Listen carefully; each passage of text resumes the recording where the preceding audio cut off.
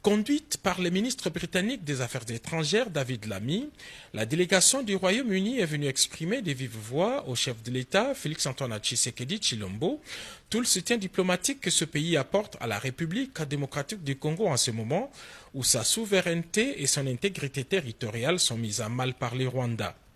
Depuis l'invasion de Goma par les forces coalisées RDF M23, le Royaume-Uni est parmi les premiers pays qui ont clairement condamné cette occupation illégale et sa position est restée constante.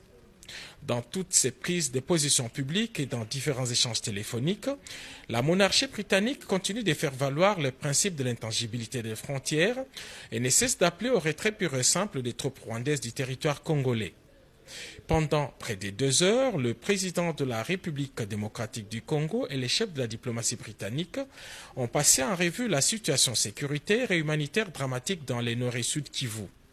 M. David Lammy a réitéré la position ferme de son pays et s'est dit prêt à appuyer sur tous les leviers diplomatiques en tant que membre permanent du Conseil de sécurité des Nations Unies pour veiller à l'application effective des engagements pris par toutes les parties au dernier sommet de Dar es Salaam.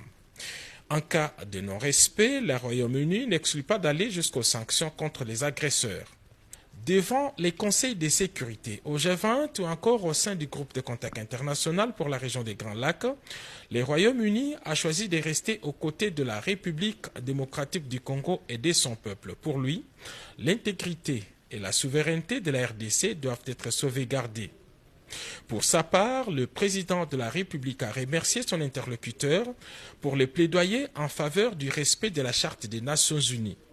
Le président Tshisekedi a fait savoir que son pays, la RDC, a toujours privilégié la voie diplomatique pour une paix durable. C'est pourquoi il reste favorable à une résolution du conflit par le dialogue dans le seul cadre du processus de Luanda et de Nairobi mixé. Devant les drames humanitaires et en réponse à la sollicitation du président de la République, le Royaume-Uni a promis une aide substantielle aux populations meurtries et contraintes à l'errance par les forces d'occupation.